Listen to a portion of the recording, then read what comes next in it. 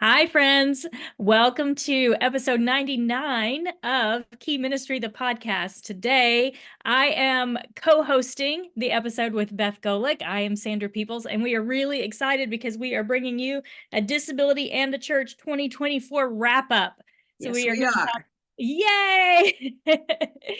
After Beth and I actually saw each other in the hotel the next morning and kind of had our own wrap up. And so this is fun. We thought this would actually make a pretty fun episode if we sat down and talked through all of the highlights, all of the awesome things that happened last week in Orlando and got to share them not only with the people who were there, but the people who wish they could have been there. So we're going to chat through a few questions, a few stats, highlight some of the sessions that we really either got to attend or heard were really awesome. And so we're going to give you all of the behind the scenes that happened, on the stage that happened, and everything in between. So we're excited that you are joining us for this episode today.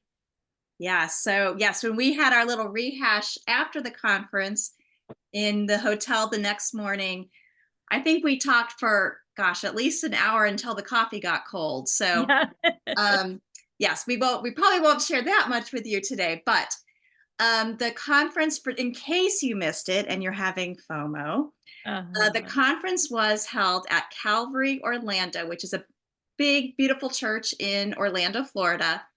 And there were 500 people in attendance. So that includes all of our attendees, our speakers, our exhibitors. And it was fantastic to be together with all of those people in one place. There was just an atmosphere. I can't even really describe it, honestly, but there was just this incredible feeling of being with your people. It was like a big family reunion. Um, and it was really a combination of the people that we see every year, that are truly like family to us, and people that were brand new for us. So it was really exciting to meet people that I've maybe seen in a little Zoom box on a Yeah. disability ministry video roundtable, or people that I had been emailing with leading up to the conference. So it was fabulous to have 500 people together. Um, so people came from all over. We had 36 states represented and 4 countries, which was just really exciting. So, Sandra, why don't you tell them about our little wager we had going on? Yeah, I mean, in true Beth and Sandra style, we had to add just an extra layer of fun and maybe even a little competition to which state would have the most attendees, whether it was Beth's home state of Ohio or my home state, the great state of Texas. And so, without holding back the stats on our people, why don't you share with them which states came in at the top of the attendee list? All right. Well, at number 10, we had a tie between Minnesota and Kentucky. At number 9, we had Maryland, which I thought that was pretty exciting. I wasn't Awesome. expecting Maryland, that. they're doing some awesome stuff up in Maryland. They So, really are. I They mean, as really are. So surprising shout as out. it is, yeah, it's kind of not surprising. So, Yes. that's really exciting.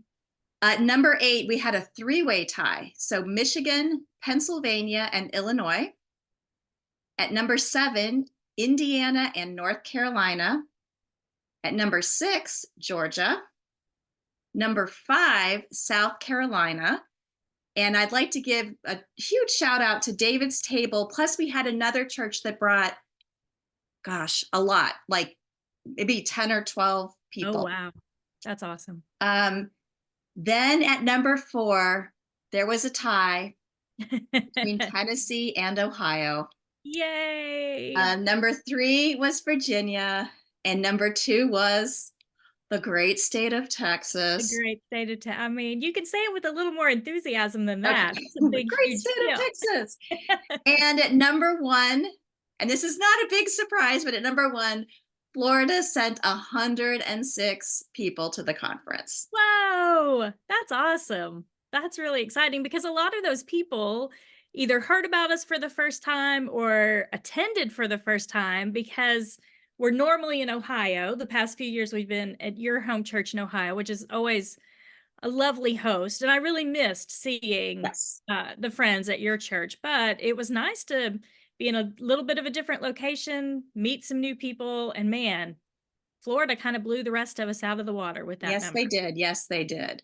And That's so exciting. one of the reasons we hosted this conference in Orlando this year was because we wanted to tie it in with Nathaniel's Hope Make 'em Smile event, which our conference attendees got to have a behind the scenes look, a little tour down at Lake Eola Park by Marie and Tim Cook on Friday night. And then on Saturday, people who were still in town for the conference got to go walk around this incredible event um, that serves, I think there were 3,000 people with disabilities of all ages. That blows me And away. it was 3,000. incredible. Close to 30,000 attendees, I believe, is what it was. Wow. Wow. It's a huge, huge event, and it was really just such a treat for everybody to be able to be part of it, either as an observer, learning about the behind the scenes, or walking it in person, maybe with their family, or serving. We several of our attendees were volunteers, so it was really amazing. That's really cool. I didn't get to go, but I saw so many pictures and videos of how amazing it was. So, what an awesome opportunity for us to be able to partner with them and kind of hopefully learn from them and take that vision back to our home states and replicate either what they did or just even an event that has the same spirit that that event has. And Tim and Marie Cook, who are the founders of Nathaniel's Hope, actually received the President's Award this year. So that's part of the conference kickoff, was recognizing Tim and Marie and Nathaniel's Hope for the work they've been doing and how they've just been so obedient to the calling that they've received for these past 22 years.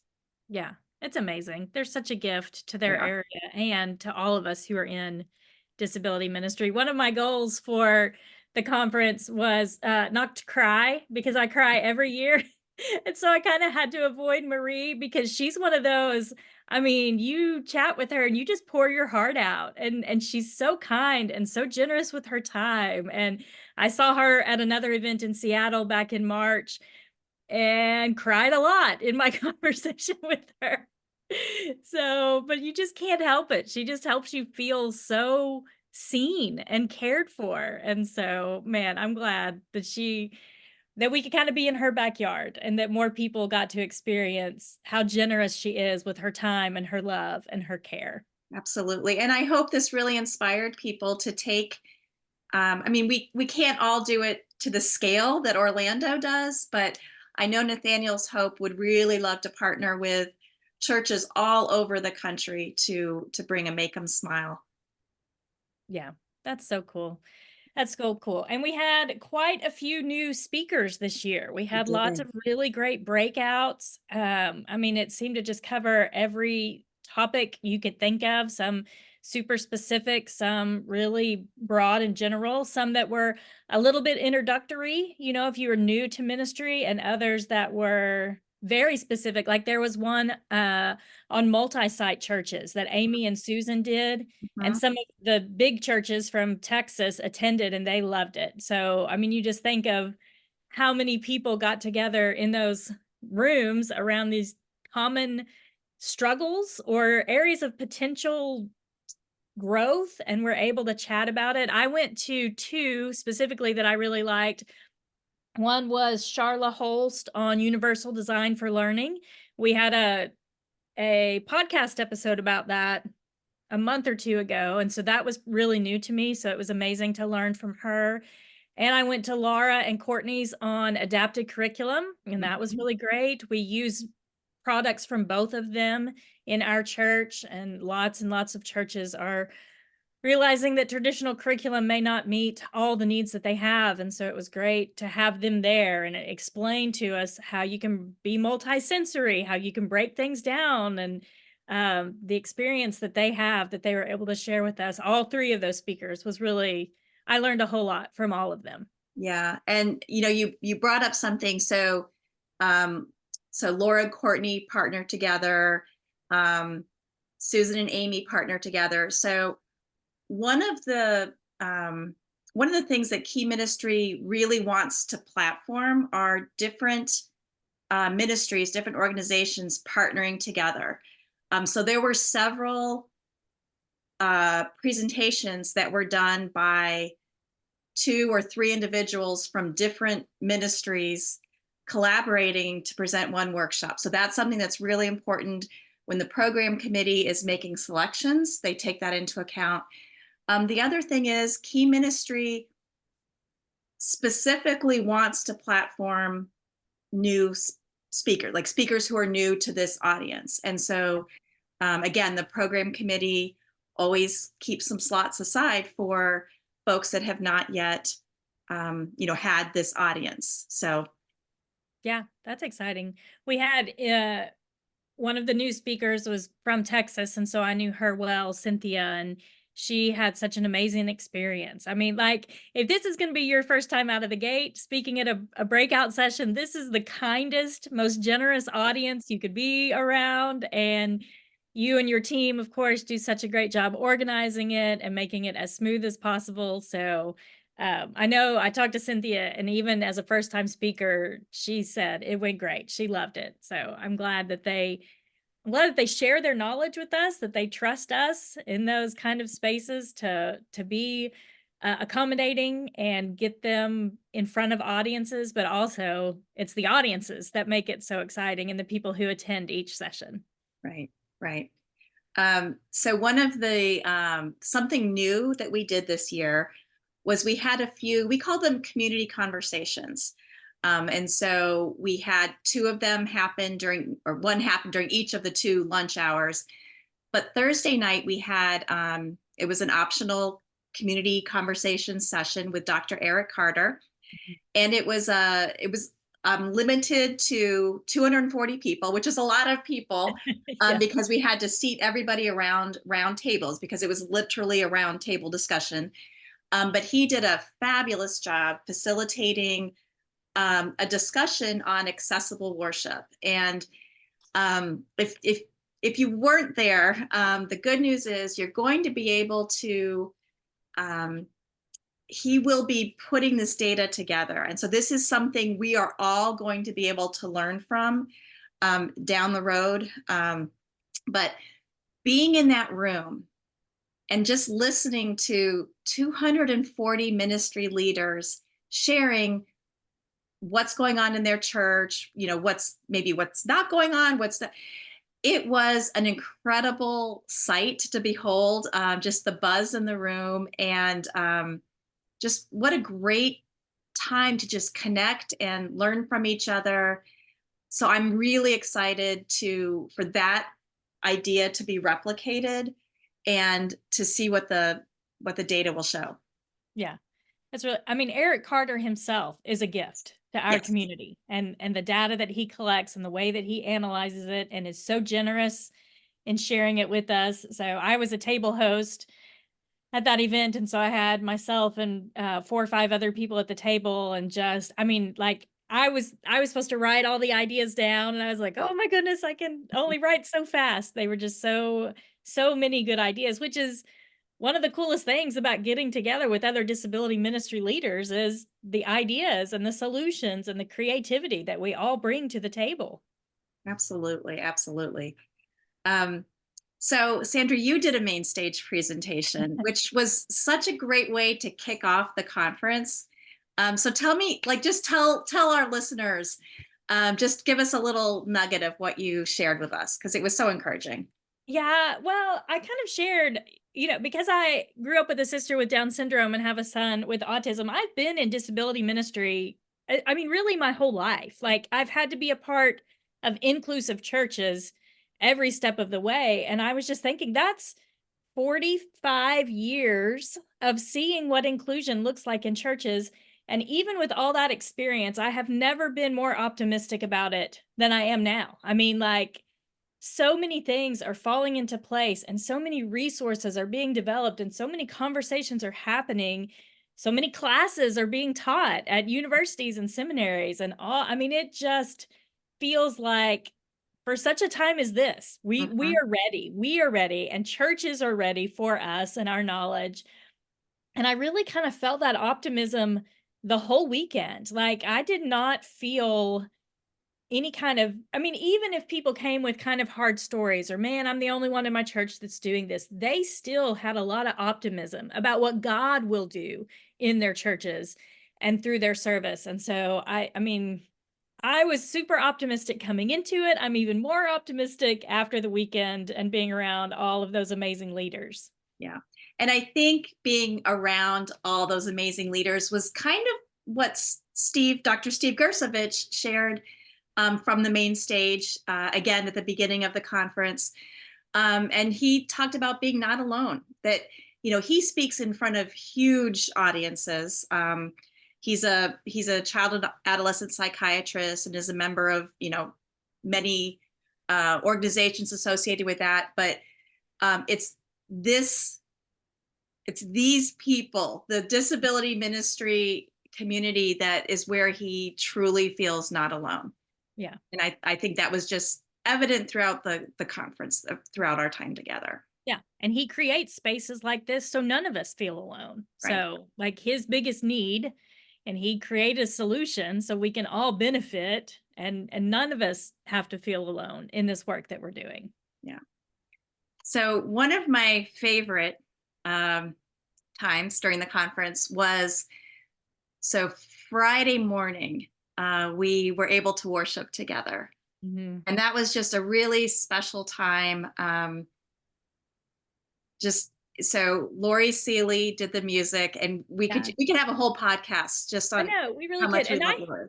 I had never met her before. So I mean, I knew who she was because Mhm. she's friends with Steph Hubach, and Steph's one of our board members. And so I had heard her name before, but man, she impacted the conference in so many different So ways. many ways, But so many really, ways. that worship set the tone It did. for what we were there to do. Right, right. And she also was part of a panel. She did a quick take, which is our version of TED Talks, and she did a workshop. And unfortunately, my workshop was scheduled opposite of hers. And so Oh no. I did not get to attend her workshop, but so many people were talking about how much it impacted them. Yeah. So I'm so grateful to finally have met Lori in person. We've Zoomed before, Yeah. but what a tremendous addition she was. I mean, just such an integral part of the whole experience this last week. Yeah. And Um, she has a quick take on the YouTube page. And so we yes, can yes, all hear from the I've already seen it shared on Facebook multiple yes, times in the yes. last 2 days. And so I haven't had time to go listen to it yet, but it's at the top of my post-conference to-do list is to go Exactly, catch up exactly. on her quick take and lots of other ones. We really had some amazing quick take speakers this year. We And did, we did. And I was getting texts from Elena, our social media manager, while she was in managing the quick takes, and she would say, like, this one was amazing, this one was awesome. yeah, So I can't wait to go back and listen. So yes, those are on our YouTube, the Key Ministry YouTube channel. So yeah, so definitely you want to check those out. Ryan Wolf delivered the message during the worship session, and it was amazing, and that's available on YouTube as well. yeah. And one of the things I loved about his session is he made it like it he made it accessible feeling without having to like name it an accessible service. I mean, Right. that's what we really want. We want some of these steps of accessibility to almost be invisible. Like we just Yes. want it to be normal and not atypical.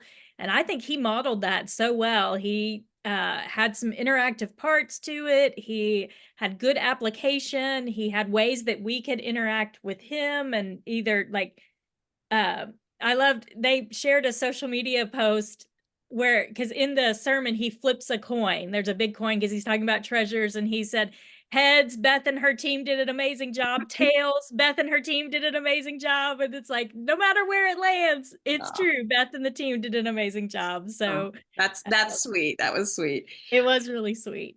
but you nailed it, that the way he was modeling accessible worship without like saying this is how you do accessible worship. And what was cool was the night before, the afternoon before, when Dr. Eric Carter was doing his main stage session, he had a slide up that listed elements of accessible worship.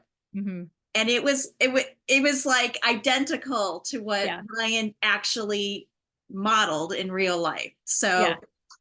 So that was great. That was It great. was really great. I had to scroll through lots of people's images to find that one with Dr. Carter and Yes. those circles behind him that he explained. That was such a helpful way to understand. If our listeners weren't there, he talked about the history of special education being separate, and then how we kind of followed that in ministry settings and created these separate spaces. But of course, the goal eventually is to do ministry with people with disabilities and not just to people with disabilities. And so Right. he always articulates that and even gives us these visuals of it so that we can clearly understand what that looks like. And I just want to point this out, and I forgot to tell him this, but I noticed this and I just thought it was, again, just an example of doing it without pointing it out. But as he was speaking and referencing his slides, he would describe the image on the slide, because there are people who were in the room or who will be watching this on YouTube later that maybe can't see the slide. And I just thought that was great how he did that as part of his presentation. It's just an Yeah. example of accessibility, just Yeah. modeling that. Yeah. Yeah. And we learn those things when we hear from people with disabilities telling us that's what they need. And that Yes. kind of leads to the panel discussion that we had on Friday, where we had ministry leaders who themselves have disabilities. And we asked them some questions, and they were able to share with us how God has worked through them and some of the strengths that they bring to their ministries. And so that was really interesting and helpful, that lunch discussion and hearing from uh, the participants on that. And they had a variety of disabilities. And so they were speaking from their experiences, and we all could learn and apply those to our ministry contexts. Yeah, that was a great panel. And thank you for moderating that. You did a great job with that. Yeah. I mean, it was fun. It was fun to sit and chat with them and learn. And I mean, just every space that whether it was a a big lunch panel like that or just little discussions that you're having because you sat down at a 4-person table and 3 other people sat with you. I mean, Hmm. some of those conversations are just as impactful, and the connections that you make in those ways can lead to really strong friendships or really strong ways that strengthen your ministry. You get these ideas, you start talking, and then you're able to take that back and apply it to your church and the families that you serve. Yeah, and it really is our heart that people do continue those relationships, and not just lose those networking contacts that were made there, but to continue those conversations. So this brings us to the end of the conference, and the last all conference gathering was so incredibly impactful to me. Yeah.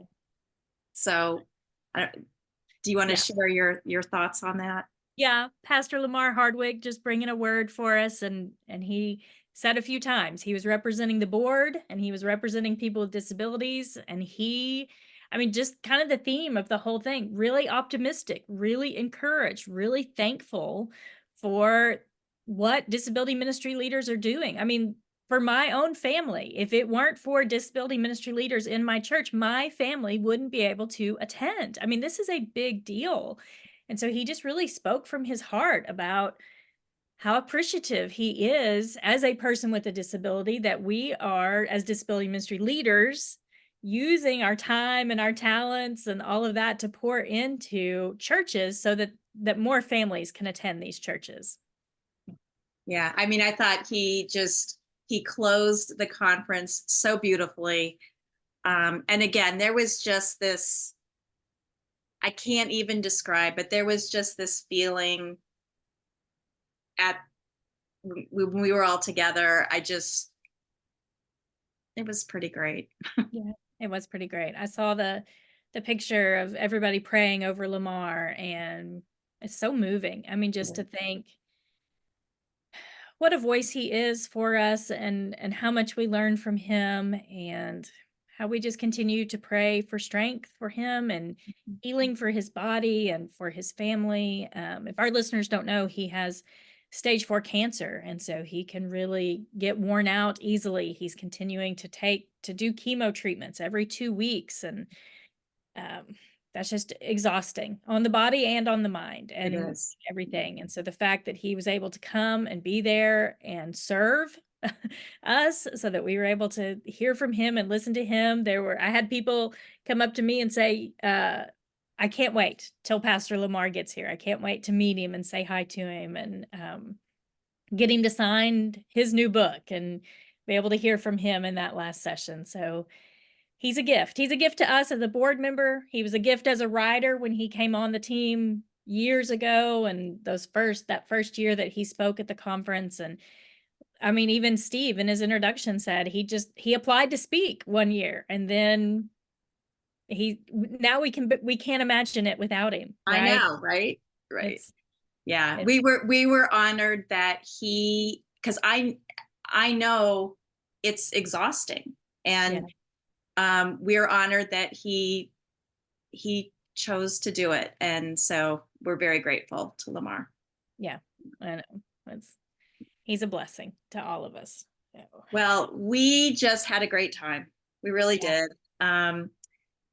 Of course, we will let you know about future events in the Yeah. weeks to come. Hey, friends, I tried to get it out of her before we started, but they're just not ready to spill the secrets yet. So we got to hang in there. But we do have the mental health conference coming in the fall. So Yes, there yes. are opportunities to get together again and come to Cleveland. I really missed, I mean, I live in Houston, so the Orlando weather was very similar to Houston weather. So I know lots of people enjoyed warming up, but I kind of enjoy that shot of being cold again before I get too hot. So I'm looking forward to the opportunity of Cleveland in the fall, where it'll be a little cooler, where I can get a break from the Houston heat and be in cool Cleveland. There you go. So we encourage our listeners to follow us on social media and visit our website, keyministry.org, for details on that. Yeah, it's going to be fun. Well, thanks, Beth, for chatting with me. I think we gave him a pretty good representation of our breakfast conversation and I think all so. as we kind of hid in a corner and processed it. So it's really fun. I'm so thankful for the work that you and Catherine and Steve and Elena did to make this happen. And Well, thank you for being part of it. We're grateful that you're serving on the board and podcast co-host, and just a great friend. So thank you. I know, I know. I'm so glad we get to be together in person at Yes, least once a year. Like yes. you said, kind of a family reunion, just with 500 friends and family members there with us too. So, and hopefully growing. There's Yes, always room for more. that's So, true. I know a lot of people are kind of looking at their church budgets right now. Some of them are due at the end of summer. And so, man, if you can swing it in your budget, it will benefit you and your ministry in so many ways. So many, especially if you're discouraged or need solutions. And I mean, this is the place to come. There's no other place where there's this many disability ministry leaders all together, all with the same goal, which is the gospel, getting the gospel to people with disabilities and their families. And so coming together around that shared goal is why it's such an encouraging and sweet time. I agree. I agree. All right. Well, I love chatting with you, and until next time. All right. Thanks for listening in, friends, as Beth and I got to chat. We'll see you next week.